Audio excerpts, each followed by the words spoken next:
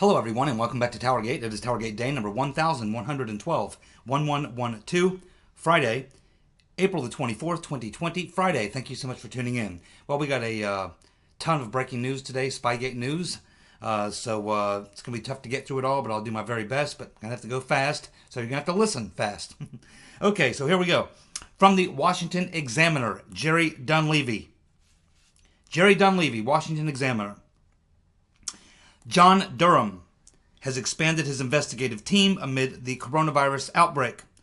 Durham has selected additional team members for his investigation in recent weeks. Durham has added agents from the Violent Crimes and Narcotics Trafficking, which includes the top official from that unit, Anthony Scarpelli. Durham came down from Connecticut a few weeks ago, and since then, throughout March and April, has requested witness information, meaning grand juries. Scarpelli has spent the last 2 years leading the Washington, D.C. office in cases involving murder and drug trafficking. Durham has also enlisted 2 former senior FBI agents, including high-profile agent John Eckenrode. Durham has also added agents in his home office in Connecticut, including Nora Dennehy, a veteran prosecutor. Sources are reporting that since relocating to the District of Criminals, Durham has been spending multiple days each week inside a SCIF, reviewing highly classified documents relating to the federal government's investigations into the Russian interference and President Trump's campaign. Sources report that Durham is taking a close look at the FBI's deeply flawed FISA warrants targeting Trump campaign aide Carter Page. Durham is looking very hard at Brennan, Clapper, and Comey and their role in the intelligence community assessment. Well, now we know why Durham came down from Connecticut and is relocated at this time to D.C. because obviously he's spending a lot of time in SCIFs looking at highly classified intelligence. He is obviously convening multiple grand juries, getting witness testimony, and he is digging into the really deep, deep lies of the Obama administration. Now, I think it's very interesting that he would bring in this really high-level prosecutor, Scarpelli, who we've heard of before. I mean, his name has popped up before. He's been involved in some other major investigations, particularly in the District of Criminals. I'm not sure where his politics are, but because I believe he did work on the Valerie Plame issue with Patrick Fitzgerald. And Patrick Fitzgerald is a friend of Comey's. So I'm not sure. Maybe Durham thinks he's a straight shooter and can trust him. But I think it's interesting that Durham would bring in someone who spent most of his career focused on violent crimes, drug trafficking, and murder. Murder. What need do you think that Durham would have for someone who specializes in investigating murders? Red rum, red rum, red rum, red rum, red rum, red rum, red rum, red rum. I don't know. Can you think of any murders that may have happened? That may have gotten mixed in with this whole Trump-Russia collusion or hacking of the DNC? Can you think of any murders? Any murders that may be associated with this entire Trump-Russia collusion scam? Red rum. Red rum. Well, we could elaborate on that topic, but I think I'll move on, and I'll let that one just work itself around in your brains for a while. Some of you may have some ideas about whether or not there was a murder associated with this campaign, against Trump and his team. You can put that in the comments section. I have no problem with that.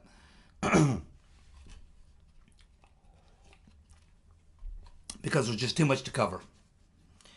Well, as a result of the release of the Carter Page FISAs, we are now learning something else that's pretty damn important. It appears now that the Federal Bureau of I'm With Her wanted to get the FISA court to grant surveillance powers on Carter Page, not just in the past, but wanted to get surveillance authority on Carter Page for the future.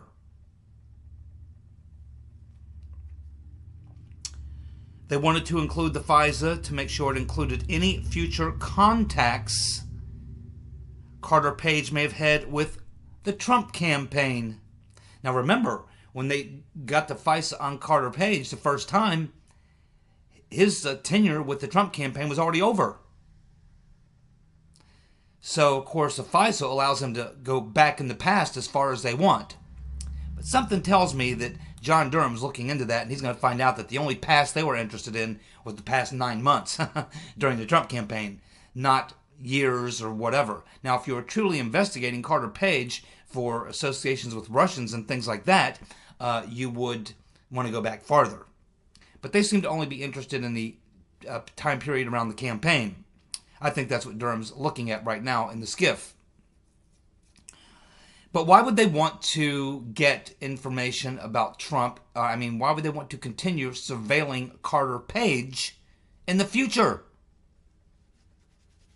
They didn't just want to look at surveillance and surveil him and get records in the past. They wanted to surveil him for the future because they believed he would still be having contacts with Trump campaign people. And what does that tell you?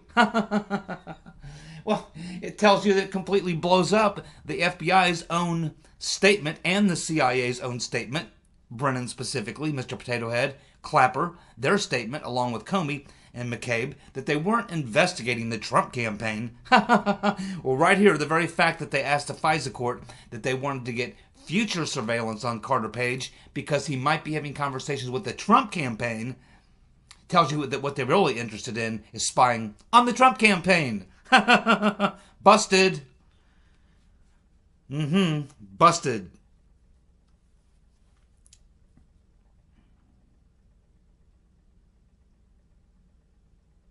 Yes, and just to follow up on that story from yesterday from Fred Flights. His sources are, remember, he's a former CIA analyst, and so he knows a lot of people over at the CIA. And they're the ones who are telling him that the ones who were on this committee, this group that helped put together the ICA, were saying that Brennan was, being very heavy-handed about what information that they should include in the ICA and what information they should not include in the ICA.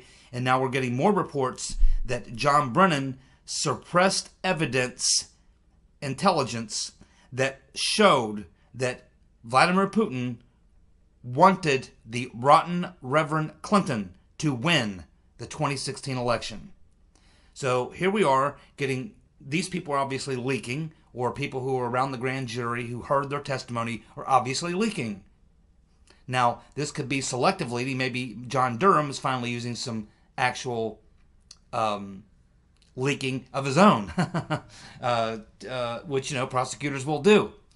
Or this is just legitimately, it's not coming from Durham, it's coming from just people who were there in the grand jury, or people who have knowledge of what was asked in the grand jury, or what was discussed in the grand jury, or possibly people with knowledge of Durham's investigation and the questions that he asked of these individuals who were putting together this ICA. This is coming from some of these people. We're not sure who.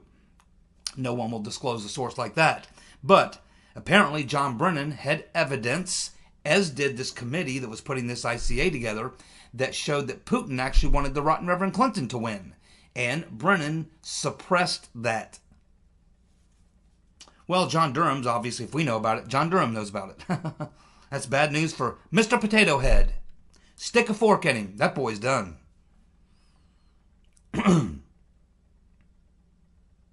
Chuck Ross, Daily Caller. before I get into this story, keep in mind that in the so-called Steele dossier, it's alleged that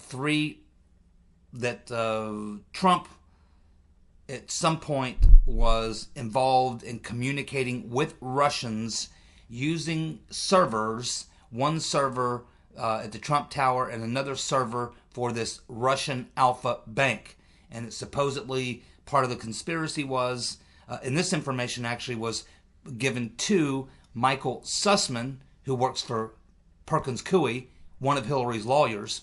He was given this information by Sidney Blumenthal, who got it from Cody Shearer.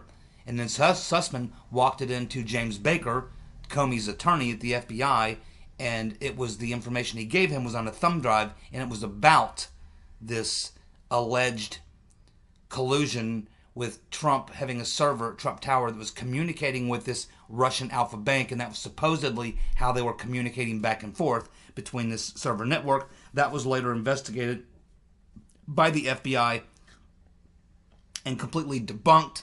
They found that this was simply an old marketing server that was just getting pinged for marketing and advertising. But anyway, now that you know that, in this so-called Steele dossier, accusations are made against Alpha Bank, which is owned by 3 super wealthy oligarchs. And now these oligarchs are suing Christopher Steele, and the deposition that he had to give in this case was last week. And now Chuck Ross of the Daily Caller has obtained the transcript from that deposition. And so, learning the information he's now got from Steele's deposition is the following.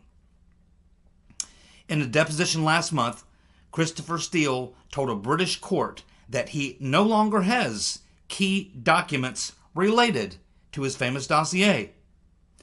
Steele says his email accounts were wiped clean of any correspondence related to his dossier. He also says he does not have information relating to debriefings he had in 2016 with his lone source of information for the dossier. And this all comes after saying in a statement last year that he, Christopher Steele, meticulously documented and recorded his meetings with his source. In other words, Steele has no way now of backing up his claims in his side of the dispute with the Department of Justice Inspector General Huckleberry Horowitz.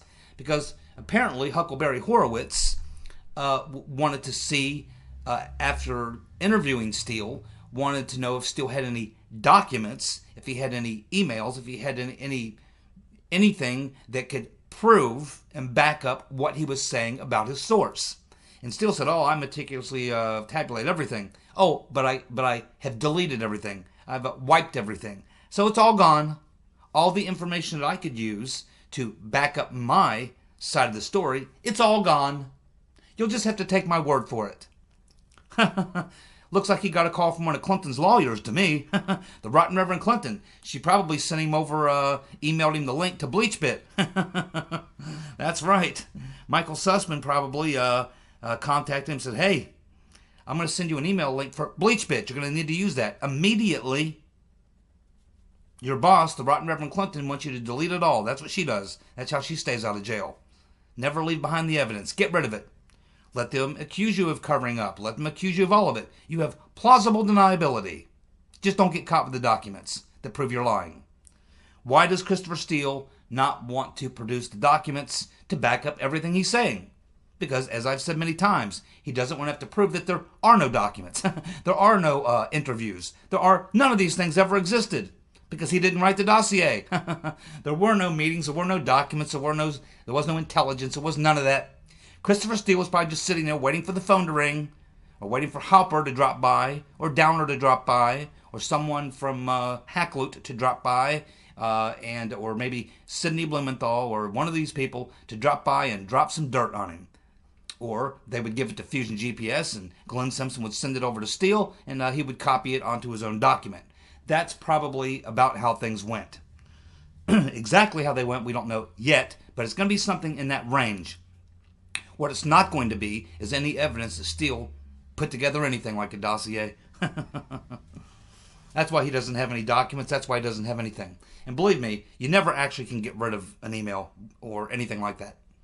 I'm sure now that John Durham has probably gotten a copy of this deposition as well, he's probably going to be getting a subpoena for Glenn Simpson's hard drive because every bit of this stuff is probably being communicated to Simpson, which means even if Steele deleted it, chances are it's on Simpson's systems.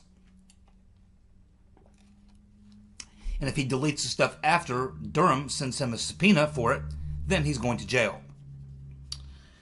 Although the Right Reverend Clintons probably already had Fusion GPS delete all their stuff, which will look awfully strange if everyone who was involved in putting together the dossier has suddenly decided, or decided as soon as Trump won the election and the ball game was over, suddenly everybody who put together all the garbage starts deleting all their proof. I mean, why would they want to delete the proof? If everything that they've put together is the truth, it's the facts, you'd certainly want to preserve all that. You wouldn't want to delete it and get rid of it. You would only delete it and get rid of it if it proved your culpability in a crime. Now,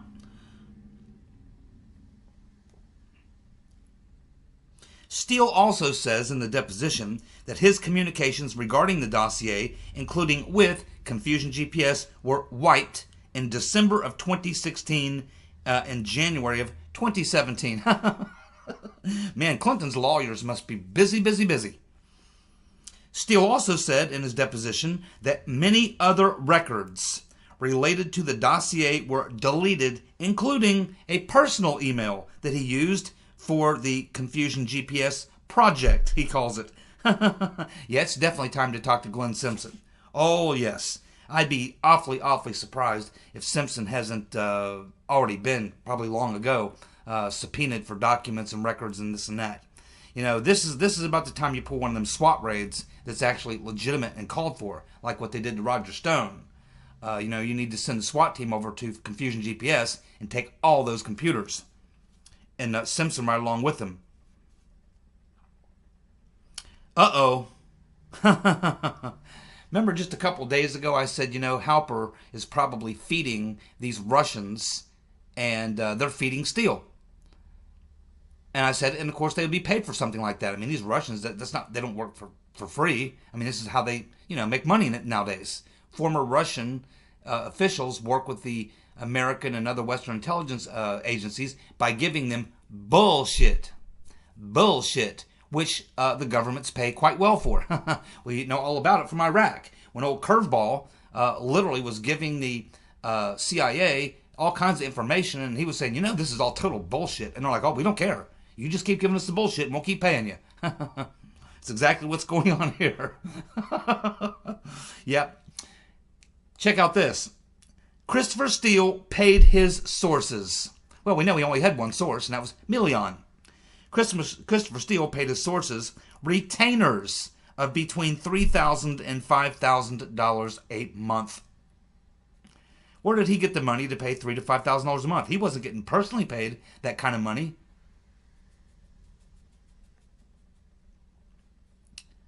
I wonder who was paying that money. Where did that money come from? What was the source of the money? Because it wasn't coming out of Steele's pocket. Steele was paying his sources retainers of between $3,000 and $5,000 a month. Wow. Oh boy, you're going to like this next one. This is from John Solomon from his new website, Just the News.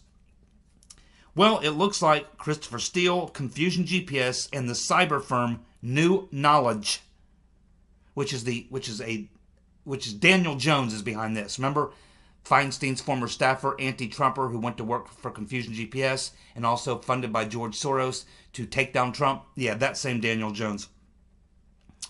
So Steele, Confusion GPS, and the cyber firm New Knowledge were all on the same payroll.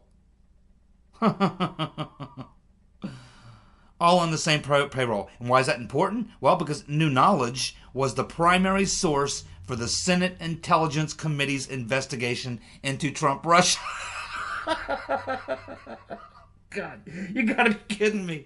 These people, these people are really stupid.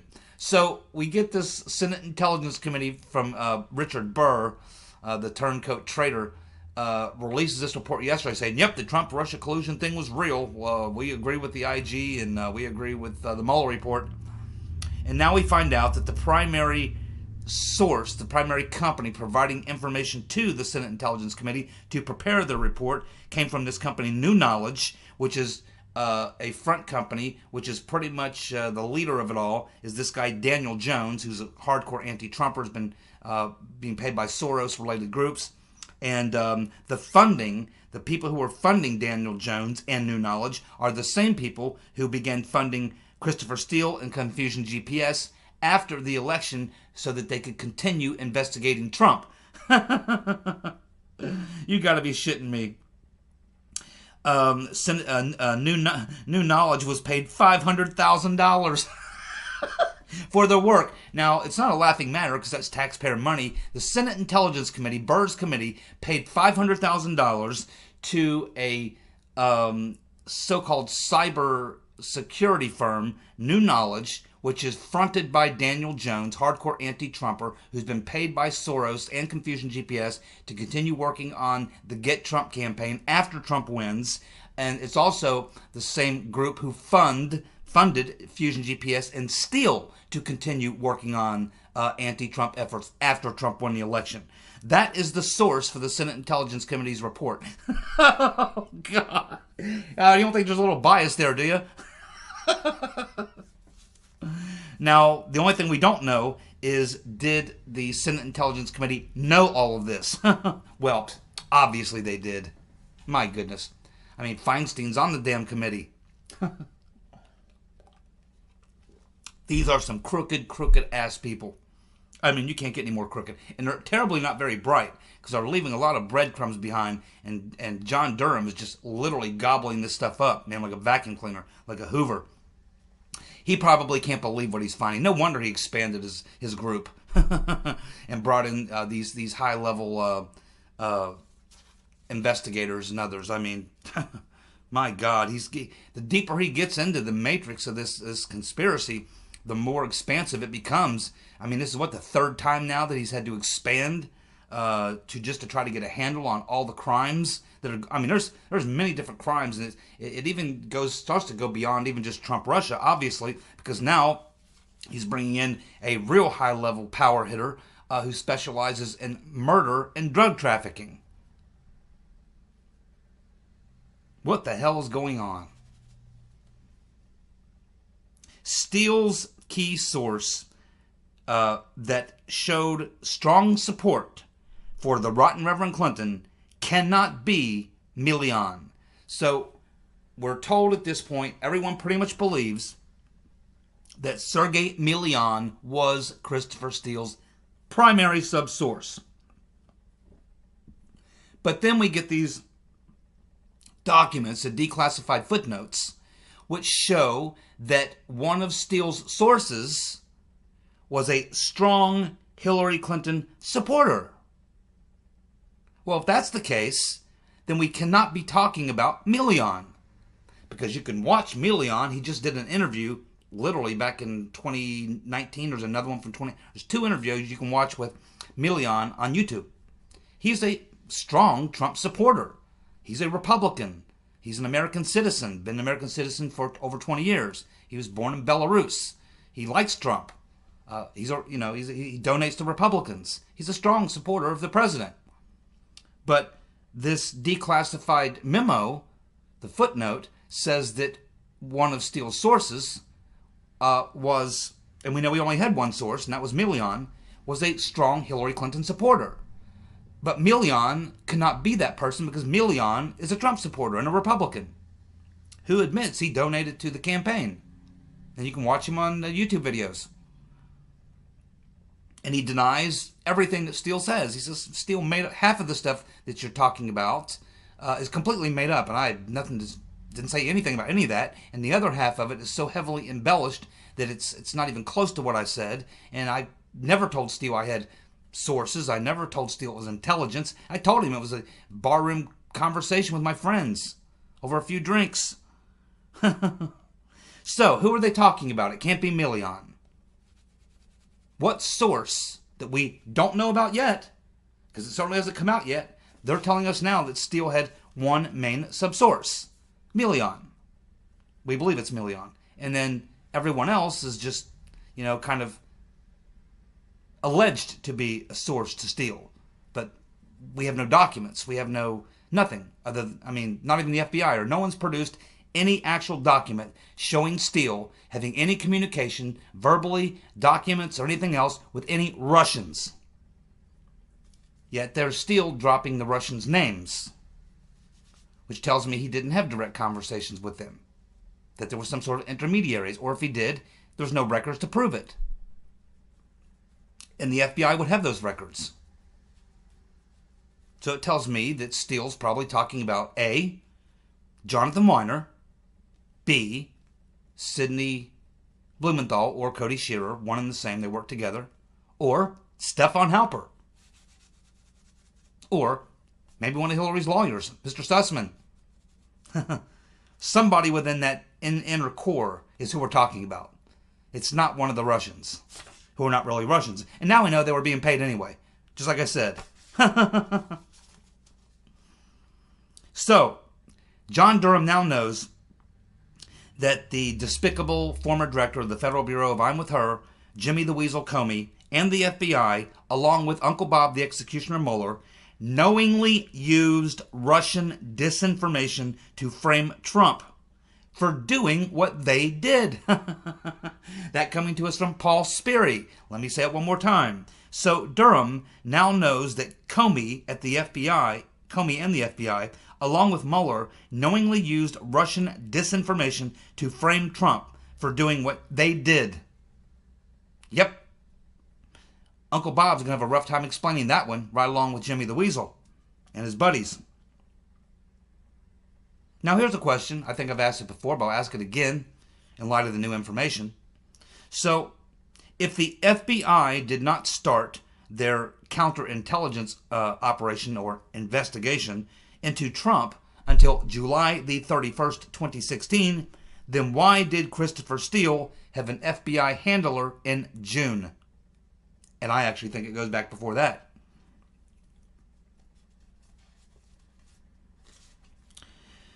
Undercover Huber.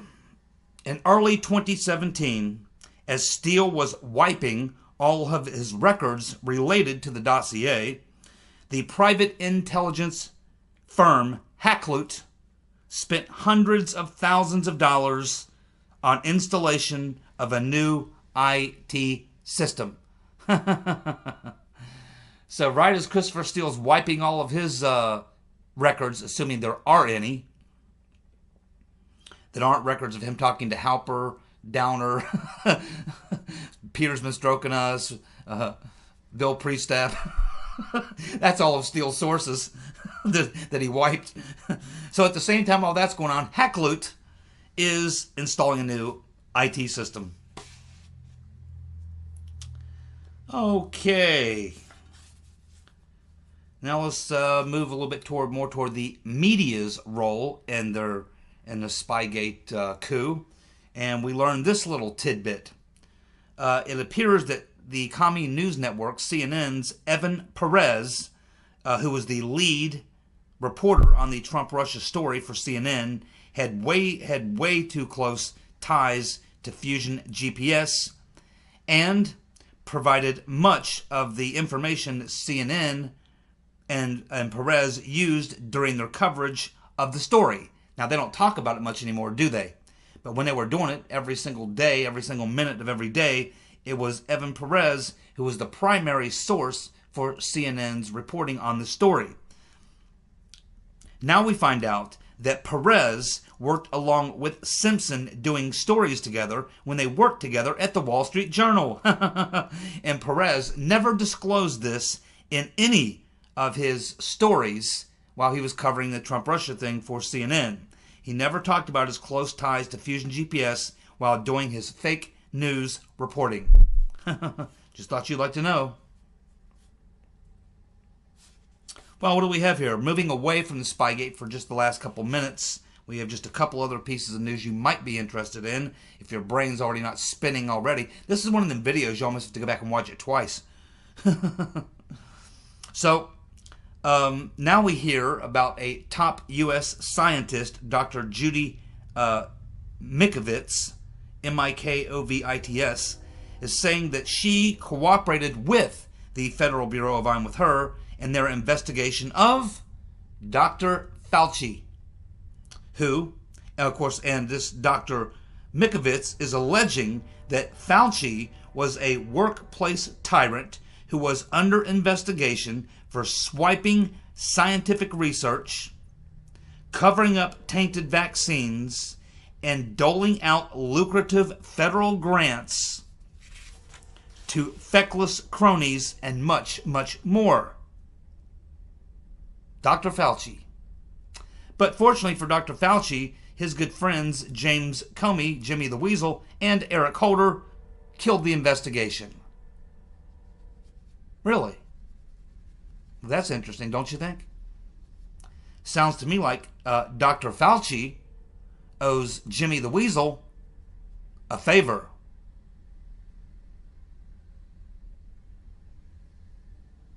Do you think Comey is expecting a favor from Dr. Fauci?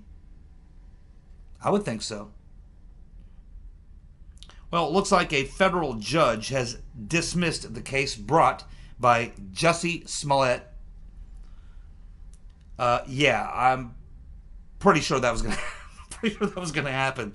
I thought that already happened. I guess it didn't already happen, but yeah, I mean, it was a joke. Anyway, Jussie brought a case against the city of Chicago, and he was trying to sue them for damages for putting him through all kinds of crap, right? For reporting a fake crime. But now that more evidence has come out and been given to the federal judge about what actually Jussie Smollett actually did do, they have now dropped or dismissed. The federal judge has dismissed Jussie Smollett's case. Obviously, there are no grounds to bring the case. It's a complete hoax. It was a PR stunt.